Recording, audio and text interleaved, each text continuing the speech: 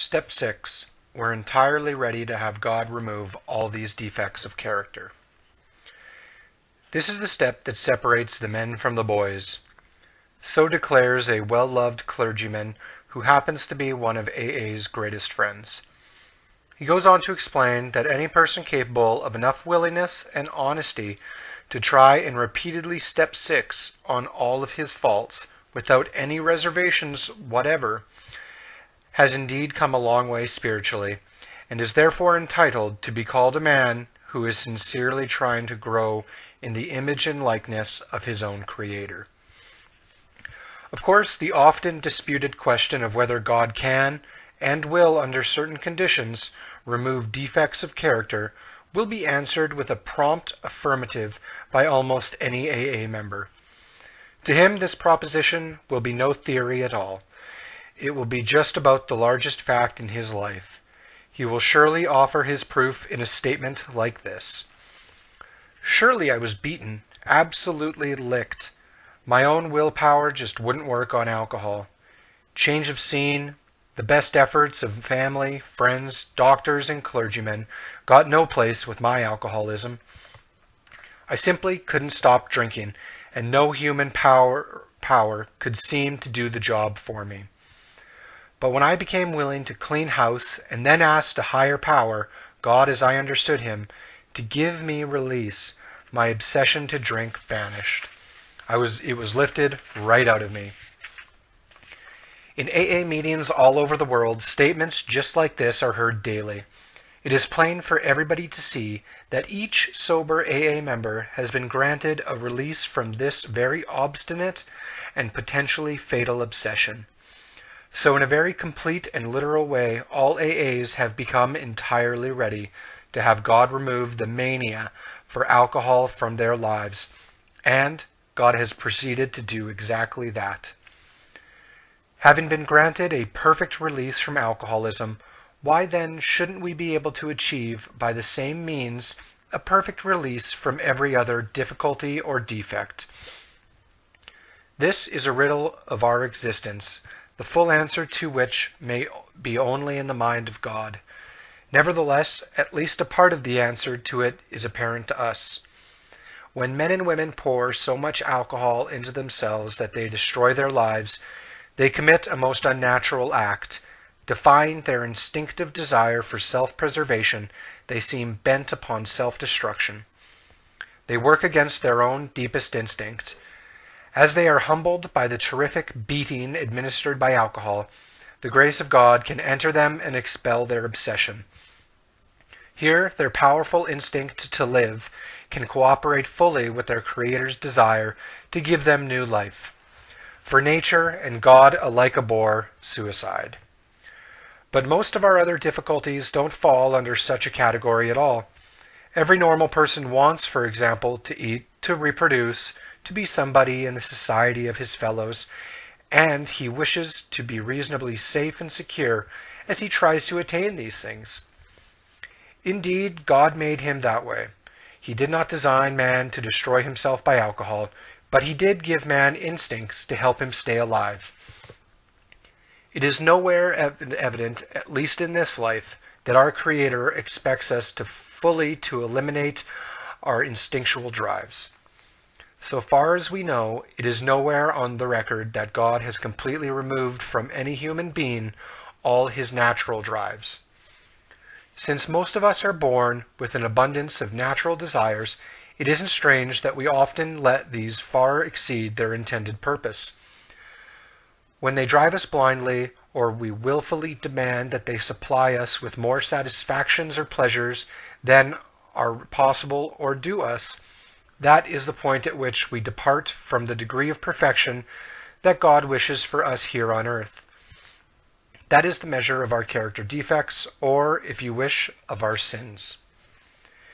If we ask, God will certainly forgive our derelictions, but in no case does he render us white as snow and keep us that way without our cooperation. That is something we are supposed to be willing to work towards ourselves. We ask only that we try as best we know how to make progress in the building of character. So step 6. we're entirely ready to have God remove all these defects of character, is AA's way of stating the best possible attitude one can take in order to make a beginning on this lifetime job. This does not mean that we expect all our character defects to be lifted out of us as the drive to drink was. A few of them may be, but with the most of them, we shall have to be content with patient improvement. The key words "entirely ready" underline the fact that we want to aim at the very best we know or can learn. How many of us have this degree of readiness? In an absolute sense, practically nobody has it. The best we can do with all the honesty that we can summon is to try to have it. Even then, the best of us will discover to our dismay that there is always a sticking point, a point at which we say, "No, I can't give this up yet." And we shall often tread on even more dangerous ground when we cry, "This I will never give up." Such is the power of our instincts to overreach themselves.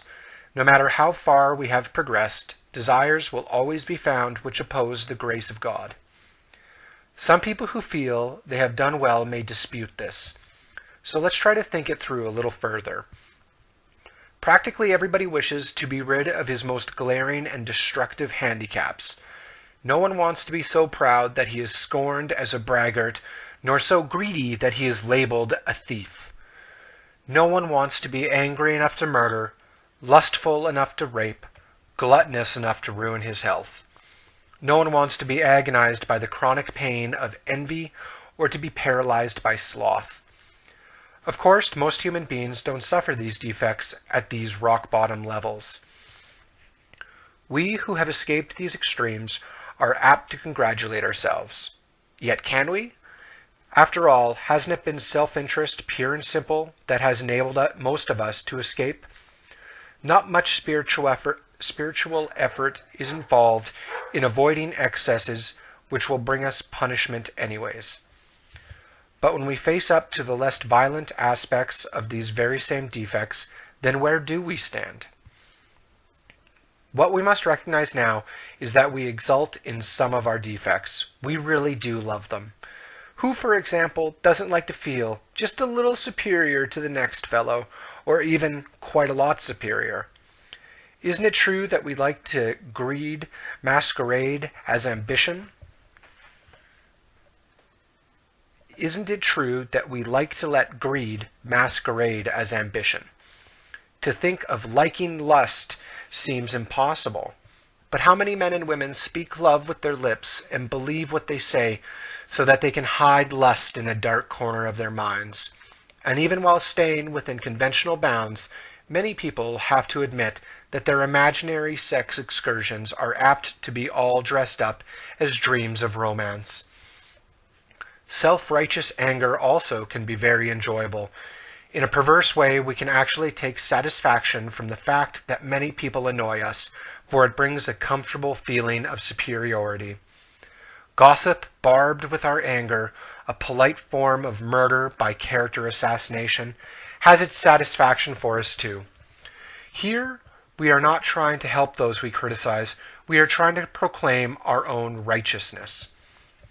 When gluttony is less than ruinous, we have a milder word for that too. We call it taking our comfort.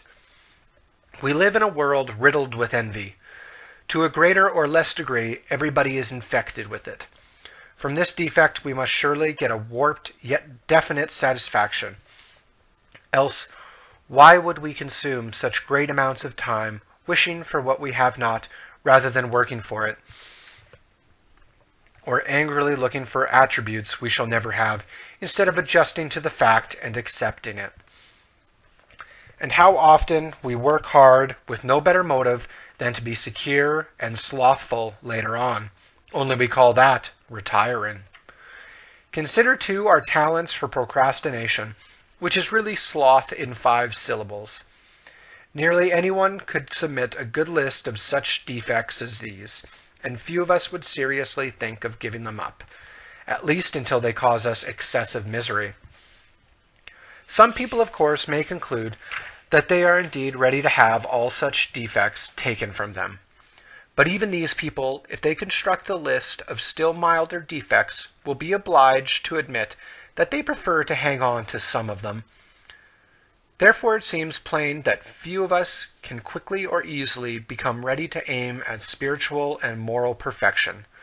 We want to settle for only as much perfection as will get us by in life, according, of course, to our various and sundry ideas of what will get us by. So the difference between the boys and the men is the difference between striving for a self-determined objective and for the perfect objective which is of God. Many will at once ask, how can we accept the entire implication of step 6? Why, that is perfection. This sounds like a hard question, but practically speaking, it isn't. Only step 1, where we made the 100% admission we were powerless over alcohol, can be practiced with absolute perfection. The remaining 11 steps state perfect ideals. They are goals towards which we look, and the measuring sticks by which we estimate our progress. Seen in this light, step 6 is still difficult, but not at all impossible. The only urgent thing is that we make a beginning and keep trying. If we would gain any real advantage in the use of this step on problems other than alcohol, we shall need to make a brand new venture into open-mindedness. We shall need to raise our eyes towards perfection and be ready to walk in that direction. It will seldom matter how haltingly we walk. The only question will be, are we ready? Looking again at those defects we are still unwilling to give up, we ought to erase the hard and fast lines that we have drawn. Perhaps we shall be obliged in some cases still to say, this I cannot give up yet, but we should not say to ourselves, this I will never give up. Let's dispose of what appears to be a hazardous open end we have left. It is suggested that we ought to become entirely willing to aim toward perfection. We note that some delay, however, might be pardoned. That word in the mind of a rationalizing alcoholic could certainly be given a long-term meaning. He could say, how very easy. Sure, I'll head toward perfection, but I'm certainly not going to hurry any. Maybe I can postpone dealing with some of my problems indefinitely. Of course, this won't do. Such a bluffing of oneself will have to go the way of many other pleasant rationalization. At the very least, we shall have to come to grips with some of our worst character defects and take action toward their removal as quickly as we can. The moment we say, no, never, our minds close against the grace of God. Delay is dangerous and rebellion may be fatal. This is the exact point at which we abandon limited objectives and move toward God's will for us.